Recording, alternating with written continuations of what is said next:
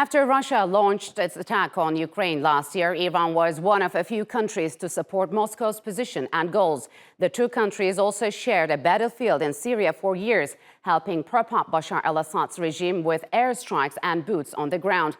But that close partnership is being tested, with a level of public rebukes not seen in years. Recently, Russia inserted itself in an island dispute between Iran and the UAE, triggering outrage in Tehran. Iran took control of the three small islands, Abu Musa, Greater Tunb and Lesser Tunb, back in 1971, following the withdrawal of British forces in the region. But the UAE has frequently reiterated its claim over the islands.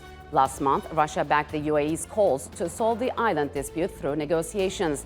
In response, Tehran summoned the Russian ambassador, asking Moscow to correct its position. The islands remain a point of contention between the Gulf neighbors because of its strategic location near the Strait of Hormuz, where 40% of the world's oil supplies pass through. And to further discuss the Russian-Iranian dispute, joining me now from Rome is Abdulrasul Divsalar. He is a visiting professor at the Catholic University of the Sacred Heart. And from Berlin, Hamid Reza Azizi. He is a visiting fellow at the German Institute for International and Security Affairs. A warm welcome to you both, and thanks for joining me on Straight Talk. So, Abdulrasul, why was a dispute over three islands claimed both by the United Arab Emirates and Iran being raised at the Russia GCC meeting's final communique? Well, I think Russia, after the war in Ukraine, feels some sort of urgency and need to strengthen its ties with the Arab states in the Persian Gulf. And for that reason, we're seeing that Moscow is trying to somehow giving some concessions on things that it perceives low-hanging fruits or some low-cost concessions. I think in Russian initial calculation, these islands could have been that sort of low-cost concession given to UAE, and especially given the very important role that UAE is now playing in Russian evasion of U.S. sanctions and broader investment that Russia expects UAE to do inside Russia. So to do that, Russia says that it can go ahead with this idea of island, probably will not be that much a big issue. And I think that's the major calculation from the Russian side. So shortly after that communique was released, Iran responded with a similar move. I just want to go over the island disputes, if you will. So the United Arab Emirates and Iran both claim three islands in the Gulf, and Russia recently backed the UAE's position to hold talks on their future. So in an apparent retaliatory move, Iran backed Japanese calls for talks on the future of disputed islands that Russia controls. So Hamid Reza, is this an unusual move in diplomacy, especially among allies?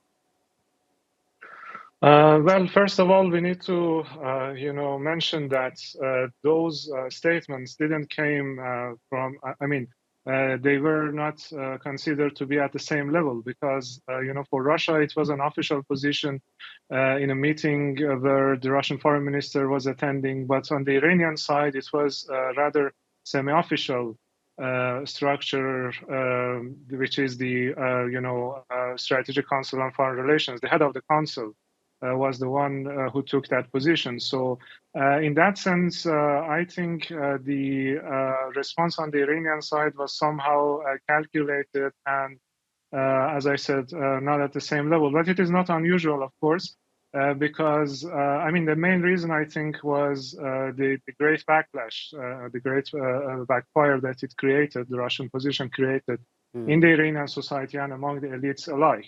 And for that reason, actually, there was a need for some sort of official or, as I said, semi-official gesture to kind of transmit Iran's displeasure to the Russian side. So this is how I see that statement by the Iranian side. So, Abdulrasul, Russia and Iran have particularly close militarily when they have worked together in Syria to prop up Bashar al Assad regime, and recently in Ukraine, where Iran reportedly supplied drones to Russia. So will this public feud impact their cooperation in those areas and conflicts?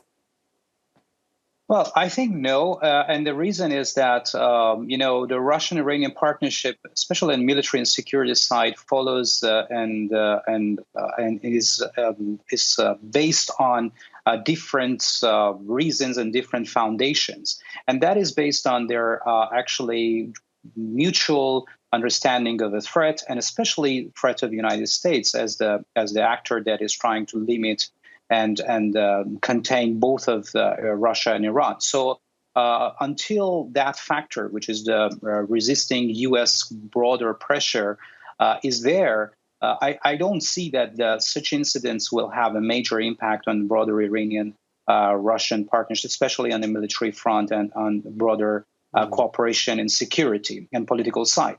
And adding to that picture is both sides' perception of sort of state security cooperation. Both sides are cooperating to improve their state security. By state security, I mean, for example, for Iranian side, that means the Russians' assistance in internal security matters. That's you mentioned. You probably see in the news the travel of Iran's police chief to Russia. There are a level of cooperations in military and security which are dealing with the state security. And also for Russians, cooperation with Iran, especially when it comes to geostrategic things, relates to, having a new corridor, the routes and things which are beyond the current dispute. Mm-hmm.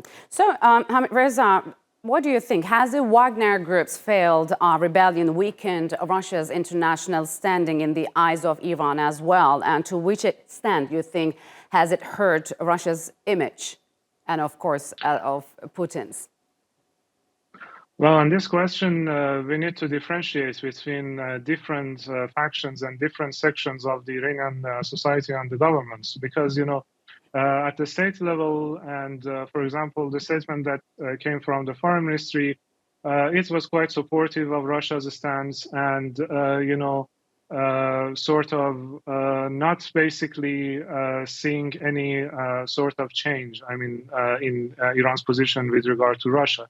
But at the public level and also at the expert community level, there were heated discussions about, basically the implications of the rebellion for Iran-Russia relations and what it would mean for the future. So I'm sure that, beyond the official statements, there have been some sort of recalculation, if not reconsideration, of at least the extent of, military ties and the extent to which Iran can rely on Russia as a partner because of the, instability that was already happening inside Russia at a time that they are working, for example, Iran and Russia working together in Syria, at a time that Iran is supporting basically Russia in Ukraine by supplying drones. So this sort of rethinking might have already, started among the Iranian elites, but for the reasons that Abdul Rasul just mentioned,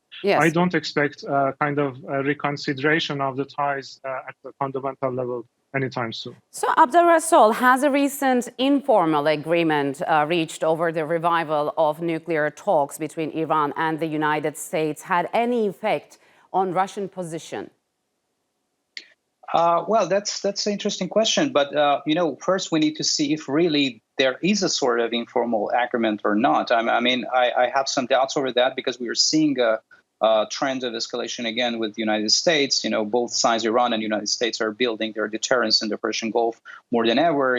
We don't have any prisoner swap yet taking place. So, really beyond some speculations about such an informal deal, we don't see really anything tangible on the ground. So saying that, I don't see that Russia at this moment is so much worried of that. But in general, there is a principle, and that is the fact that Russia is not cannot be so satisfied if Iran moves closer to the United States and tries to normalize its relation with the United States. And that reason is simple.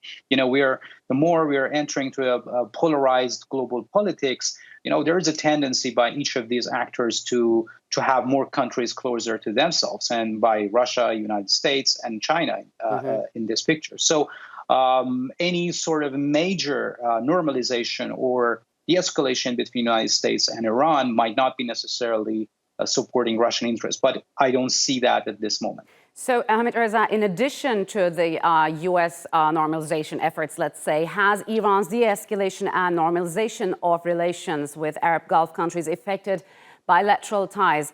What I'm trying to ask is, does Russia fear losing its leverage over Iran?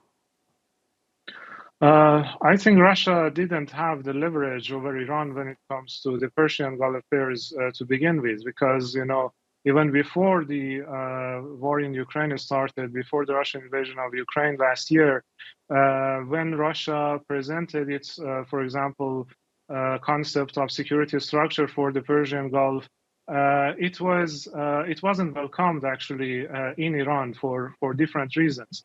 And Russia doesn't have the capacity to act as a mediator or honest broker in the region. And especially after the war in Ukraine, its capacity has even more limited. So in that sense, I think, the mere fact that the Iranian UAE and the Iranian Saudi normalizations have kind of reduced the potential for conflict in the region is in line with Russia's interest. But at the same time, of course, the fact that who's mediating is an important factor here, yes. Because, it could have been Russia, but it seems now that, and this is obvious, I think, to the Russians as well, that, they have lost the ground, at least at the diplomatic level, yes. to China. So this is also an important factor. So, Abdul-Rasul, where do Russia's relations with China stand, especially after China's mediation efforts, which saw Iran and Saudi Arabia restore their ties? And also China and the United Arab Emirates will conduct a first joint military exercise next month in China. So the question is, has China become an irritant for Russia since it has been dominating all these normalization efforts in the region? Well, that relates to how Russia prioritizes its foreign policy objectives. I think right now for Russia, what is important is the winning of the war in Ukraine. And for that objective, Russians are somehow becoming more acceptance of losing some ground or giving more concessions on other fronts.